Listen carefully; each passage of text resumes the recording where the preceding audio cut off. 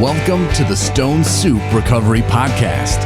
Your host, Adam and Sean, will talk about their lives and living in recovery.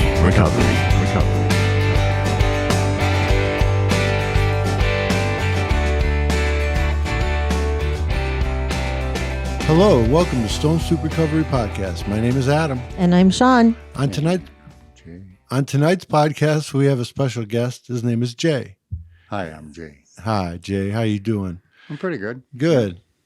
Jay's here with us, and we're going to talk about Jay's. He's going to share some of his story with us. You know, where he was, how we got there, and where he's at today. And I've known Jay for about 13 years. He was my sponsor at one time, and he's coming up on 10 years sober. Congratulations, Jay. Yep, it's something else, that's for sure. 10 years is a big deal. You should be totally proud. I am, yeah. You should be totally proud. And so I guess we'll just begin by asking you, Jay, how did your drinking start? When did you start drinking? Third grade, I guess. I remember Foster School in Ludington, and all the kids were running to the playground, and me and a couple other people would head off to another section, and we couldn't figure out what the kids were doing when they were screaming, running to the monkey bars. I understand. How old were you when you had your first drink? About third, maybe second grade, 10, 11. That's young. Yeah, that is young. That is young. Did you continue drinking into your teenage years? I didn't quit unless I was in jail or in treatment. Right. How many times have you been to treatment? 5 or 6. Yeah. Yeah. I've been twice. Yeah. And I don't know. What would you say is the biggest thing you've taken away from rehab? How has that changed your life? If it hasn't at all. I utilize it more today now that I'm able to remain substance-free or sober.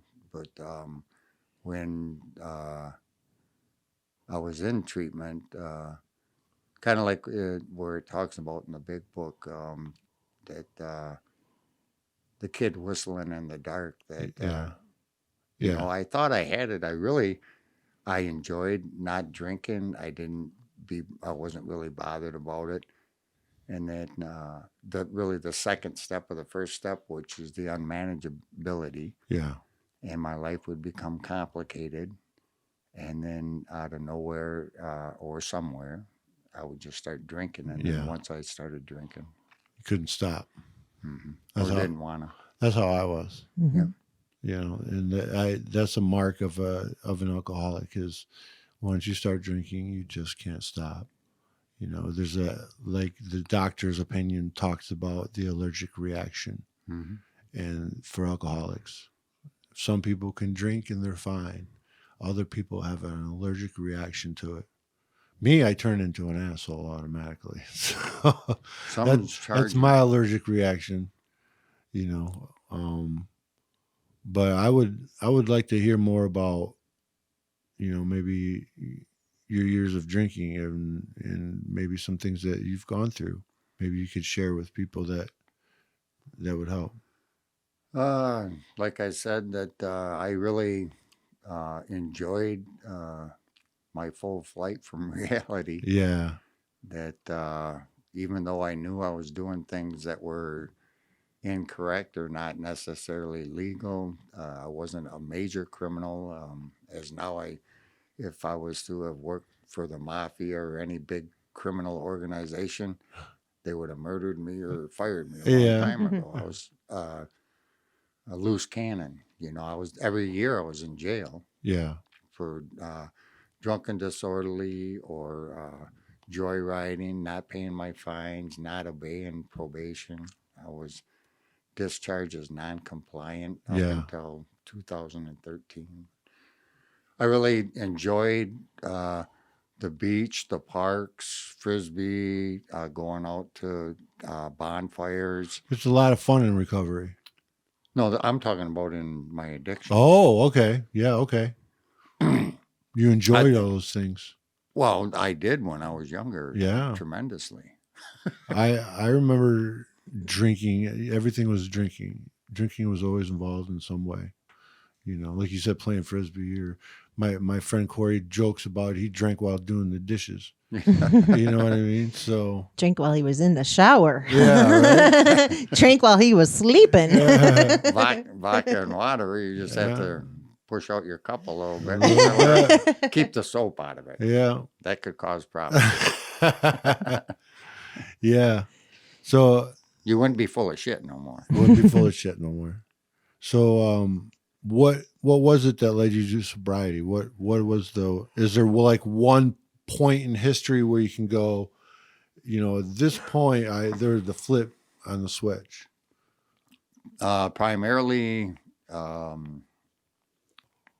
it would be research and recovery at the stake of being in drug court, and primarily in the process of research and recovery and going to meetings. And the analogy, I guess, behind it is that everybody found something wrong with J. Mike. Yeah. That he was in trouble, he couldn't hold a job, this, that. And so it was my turn to find something wrong with everything that they were trying to get to fix me. Uh-huh. And after years of going to treatment and being in treatment centers and in court systems, I graduated in December 17th on my birthday. Wow. On June 12th, 2013. So and that's your 10th? That's my 9th. It'll be 10 in June. In June. Come June. That's awesome. That's awesome. I know, like me, if I understand it correctly, your drinking led you down to a path of being homeless, right? Several times. Several times. I was a couch hopper. Yeah, I did that too. Grasshopper, couch hopper. I did that too. Any port in the storm. Mm-hmm. You know, I try to tell people, you know, look at my life today, but I was a gutter bum in Alpena. That's what I was. That's how I looked at it. I was a gutter drunk, you know, sleeping under porches and you know, just living that life of constantly having that desire to drink. I wasn't an outdoorsman. No. I somehow was always able to land a couch. See, me, I would search out porches, and I'd go back to them and tuck under the porch, you know. Or I always went to, you know, good old Frankenchini's. Yeah, you know, could always stay there. Yep, I did that a lot of time. They're pretty famous. And yeah, they are. They're pretty famous. You know, and this whole podcast, the whole story of the podcast is to show people where we were at in our active addiction and where we're at now in recovery, and to try to give them some hope. You know, try to give some hope to the people. And so for my story, it's much like yours, rehab, jail, prison, you know, led me down that rabbit hole. And I don't have those same problems today. I'm not fearful of the police today. I haven't been in jail since I quit drinking and entered drug court. It sounds like there might be something to that. Mm-hmm. You know, so you've been sober coming up on 10 years. Do you have anything you'd like to share, like might have happened in the past, a story? I have a recovery story that's perfect. That rightfully applied, that recovery can provide a way of life where it's a suitable replacement to the lifestyle I once lived. Yeah. And I got involved, like I said, in research in Michigan. I have OneNote, which is a Microsoft product. Right.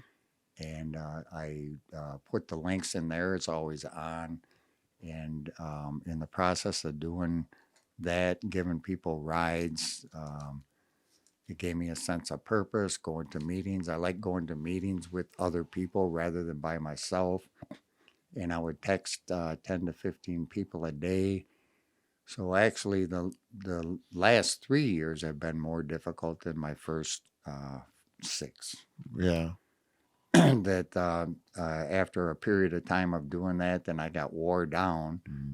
And so I became spiteful at sometimes people asking me for help because Yeah. that's the only time they ever called on me. Oh, I understand. And so now I test the integrity of that by like this Christmas and my birthday and stuff, that I probably heard from very few people, and became problems from Yeah. to where I had thought about drinking, and actually my lung collapsed, and I didn't smoke for about a month, but rather than drink, I Yeah. started smoking again. Yeah. So even after all this time, that monster, that drinking creeps up on us, doesn't it? Yeah, the mind is quite an astonishing. It doesn't have doesn't always have me in its best interest. Right. My mind plays tricks on me too. It'll tell me, every once in a while I get that hit in the head. Go ahead and drink. You can drink. You can put a bottle somewhere in the basement, and she'll never know. That's what my brain tells me. Well, one of the I'm not necessarily a real religious person, but I am Right. spiritual. But Yeah. where it talks about pray without ceasing, Yeah. or in the process of research and recovery, it was like going to college. And so I went through a transformation, kind of like doctors look like doctors and lawyers look like lawyers and police look like police, because that's their mindset. Mm. And so mentally, I thought and breathed recovery every day. I was writing literature. I was doing not podcasts, but I was actually recording myself at home. That's awesome. And so as time went on, I realized that I didn't miss who I once was, and I had became somebody different. And then in the last 3 years, then I kind of joined society again by Ubering and taking on other jobs and going less to meetings and doing less of my writing and stuff. And the world seeped in. I see. And I remember, or have you ever went to like a concert or to a comedian show or something like that? And then when you left the concert or the comedian show, you were still conducting yourself as you were, like you'd go into the store and then you'd sling off some language that was kind of comedian type. Yeah. And they didn't know where you were coming from. I understand. And they would kind of be set back because you were in this. So I got myself in these things in writing and stuff that one of the things is like, if I change now, does that mean there was something wrong? And not always are people ready for somebody's change. And I Right. haven't necessarily went through it this time. I did before, but kind of like a spiritual experience, or where immediately you would feel different or change, like a head rush from smoking, really. Yeah. And then going into a room and then expressing that. And then, or if you go into the room and you're really happy, and prior to that, you weren't always happy, they'll say, "Oh, you look so happy. Did you get Yeah. a girlfriend? You win the lottery? You get a job?" But why does there have to be a reason for you to change your happiness? Right. And so, in the process of a lot of this stuff, that sometimes the group, if you're part of a group or something, changing in front of the same people that you're involved with can be complicated because of that change. You may be changing inside, but you don't want to necessarily exert the new change out of different fears. Yeah. Fear is a liar. Fear will lie to you. It is. Fear is a liar. And yeah, I get what you're saying. I think, through it all, I don't want to end up being the actor and trying to control everything. That's my problem. And so I'm trying to change that in my recovery and move forward with that. But fear, you brought up fear, and fear keeps us from, I'm a guy who's anxious. You know what I mean? And my fear will tell me, you can't do this, you can't do that, you're going to fail, this is what's going on. And my fear lies to me. It will straight up lie to me. And there was a point in my life where I believed the lies that I could drink. It's okay to drink. So I would go ahead and I drank, go ahead and I followed that voice, But truly, fear kept me from moving forward in life for so long, and it kept me from growing, and it kept me from being who I am today. It tried to, anyway, I should say. And a lot of times you just got to push through it, man. Fear of success. Fear of failure, fear of success, fear of the unknown, fear of not being wanted or liked. Or being liked. Or being liked. You know what I mean? So it goes a lot of ways, Being accountable once you've been invited into a circumstance, then you actually have to be accountable for that circumstance you're invited into. I agree. When I believe when you allow people passage into your life, you owe them a responsibility to be a friend, to be a good human. Whether you want to or not. It's a responsibility owed. And a lot of people don't understand that, and they don't get that. That's a hard mark to meet there, that's for sure. It is. Yeah. But as far as things in recovery, your life is completely different today than it was then. I can assure you that I'm physically a different person, but sometimes I still utilize some of and I'm still, recovery is mysterious because nobody's been any further than today. So you don't necessarily know what works but like if I would lie to you, and it would change your life when you found out the truth, would you reverse the circumstance of that lie? Right. I don't know. It's a good question. Would you be offended? Like if I said that portrayal, and that's probably my worst one, that I'd say, well, if you stay clean for a year, then I'll release you from probation. And then when your year comes, say, we're going to extend it because we know that you're sober. We want to help you to stay. And so, and then one of the things that happened is that because I was riding people around and a lot of people wanted me to help them or be their sponsor, and then I would find myself, if they were too burdensome, then I would conduct myself in a manner to where they would be less likely to call on me. And that is at some points that I had thought about using, because then I can't sponsor them if I'm drunk. Oh. I didn't like the responsibility. Yeah. It weighed on you, the anxiety and the it's a fear. lot. Yeah, if you tell somebody that you can help them and then they start taking you up on your offer, you might just say, well, just kidding. Yeah. I didn't mean it. Not that much. Psych. No, I'm going on vacation. That's a good point. I had a sponsor, not you, obviously, but I had another sponsor. I'm not going to say his name. And I'd call him and call him and call him and call him, and he never answered the phone. That's pretty common. The only time that I would ever see him was once in a while at a meeting, or when I would get a coin, he'd want to be there to give me a damn coin, but he wasn't there when I needed him on the phone. That's pretty common. You know what I mean? And so it's that responsibility. There's a big responsibility to being, a parent. Just to be in an agreement. Yeah. If you agree to it, and the guy agreed to it, you know what I mean? Agreed to be my sponsor. Said, I will sponsor you. And he even gave me some details. And in my head, I'm like, okay, I'm okay. So if something comes up, man, I got a number I can call and I'm okay. So shit came up and I'd call and he wouldn't answer the damn phone. Yeah.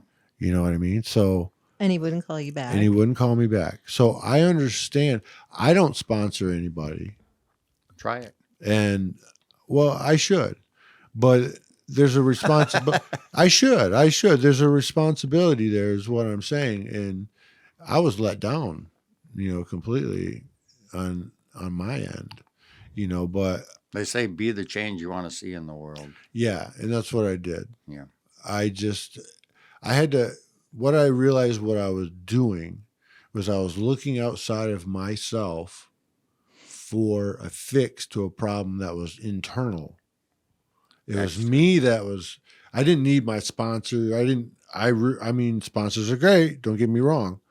But for me to call him 10 times, it was me. Mhm. It was me. And I wasn't at the time mature enough to handle that or to look at it or to see it. That could be a tragic method of trying to figure out a person in recovery. So, and I agree because it happened. And being a person that was always there for a lot of people, that it went through a lot of different phases. But that can be some of the thing where you haven't suffered enough, and because it's an equal shared journey. And whether two people agree to be meshed or in that kind of agreement, like a sponsee thing, or a mentor, or just a recovery buddy or something like that, that's a major decision. And that we're persons that have been let down, have been betrayed and stuff. So, and I'm sure that in the process of my recovery that I wrote a lot of different things about help or hinder. And sadly enough, I can say that I probably didn't help some people. Yeah. Well, So- that's honest. Mhm. That's a very honest statement. I may have made more harm, You think so? permanent harm. Yeah. What makes you think that?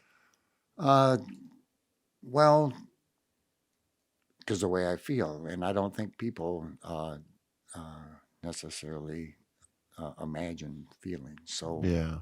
there's something that occurred that where I feel that if I would have, like if you get a text message and you want to respond and you don't, or you want to tell somebody something and you don't, and then something happens, then you wonder, well, maybe I should have said something.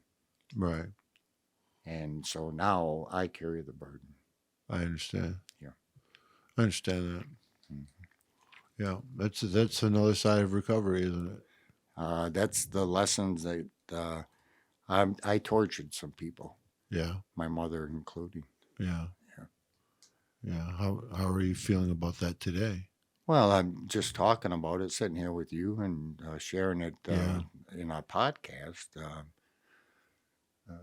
It's okay. Yeah. Yep. You know, I've failed some people and I've hurt people along the way through my drinking. You know, I hurt my family. You know, my mom.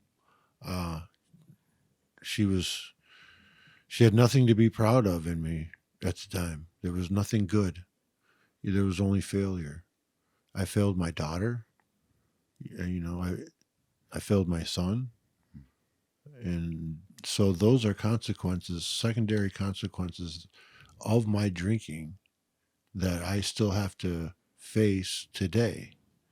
You know, my daughter's in my life and I'm thankful. And my son is back. My mother has passed and I can't fix that. Mine too. Yeah. The only thing I can do is ask for forgiveness and move forward. You know, the rate, you know, there's levels of drinking, and the level of drinking that I did, you know, I was an overachiever. I was portrayed by Yeah. alcohol. Yeah. It I, lied to you. I relied on it. I enjoyed it, and it betrayed me Yeah. like everything else. It did betray you. It betrayed me. You know, alcohol told me that it was everything. It was my best friend and that I needed it and nothing else.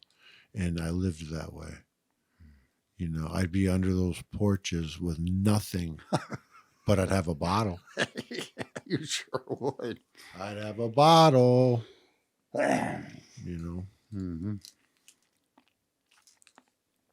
I think that, you know, through recovery, if you're listening, if you're out there and you're listening to this podcast and you're struggling and you're thinking about drinking, we're here to tell you that there's hope on the other side of recovery. There's hope. you can't probably see it right now. We couldn't see it either. But here's Jay with 10 years sober. Here's me with 2.5 years sober. Here's Sean with 2.5 years sober. We are 3 people that found our way. And you can too. Reach out, go to meetings, talk to people, read the literature. Just call somebody. There is hope at the end of it. There is. And so with that, I would like to thank you for coming on the podcast, Jay. It was great. You're welcome. It was a good conversation. Hmm. And I think with that, we're going to sign off. That sounds wonderful. So you've been listening to the Stone Soup Recovery Podcast. My name is Adam. And I'm Sean. Bye. Bye.